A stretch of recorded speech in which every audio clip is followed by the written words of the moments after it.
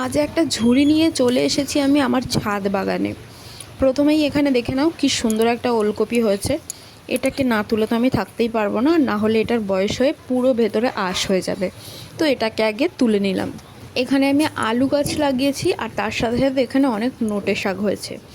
আজকে এই নোটে শাকেরই আমি একটা রেসিপি তোমাদের সাথে শেয়ার করব। আর তার সাথে সাথে এখানে অনেক শাক হয়েছে। এখানে দেখো, এই গাছটাকে উপড়ে ফেলবো তার আগে একটা বেগুন হয়েছে, সেটাকে আমি কেটে নিলাম, কারণ গাছটার অনেক বয়স হয়ে গেছে আর গাছটা সেভাবে ফল দিতে পারছে না। আর দেখো আমার গাছে কিন্তু অনেক লঙ্কা হয়েছে, তাই লঙ্কাটা কাটলাম না, কারণ লঙ্কাটা এখনো বতি হয়নি। আর চলো, যেই শাকগুলো তুলে এনেছি সেই শাকগুলো কুচিয়ে নিয়েছি, এবার ভাজা করব। পেঁয়াজ, রসুন, কাঁচা লঙ্কা আর এখানে কালো জিরে ফোড়ন দিয়েছি। এটাকে প্রথমে ভালো করে ভাজা ভাজা করে নিতে হবে। তোমরা বাড়িতে যেভাবে শাক রান্না করো ঠিক সেভাবেই নোটে শাক বানাতে হয় আর কি। তো শাকটাকে আমি খুব ভালো করে কোচাইনি, অল্প শাক কোনো রকম একটু ছুরি দিয়ে কেটেছি। আর শিম দেবো একটু বেশি হবার কারণে, কারণ শাকটা ভীষণ কম, তাই একটু দানাওয়ালা শিম দিয়ে শাক ভাজা করলে ভীষণ ভালো লাগে খেতে। এখন শীতের সিজন, তোমরা তো জানোই।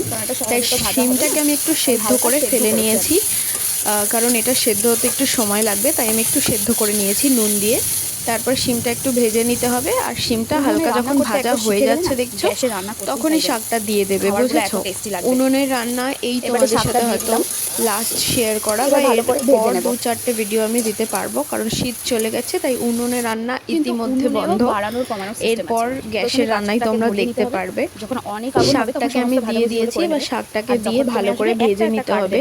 তোমরা যদি গ্যাসে তৈরি করো, গ্যাসের ফ্লেমটাকে লো করে রাখবে যাতে শাকটাও সেদ্ধ হয় প্রপার। আমি উনুনে রান্না করছি, তাই তোমাদের সেভাবে দেখাতে পারছি না। আমাকে এরকম ক্রমাগত নেড়ে যেতে হচ্ছে যাতে নিচেটা না ধরে যায়।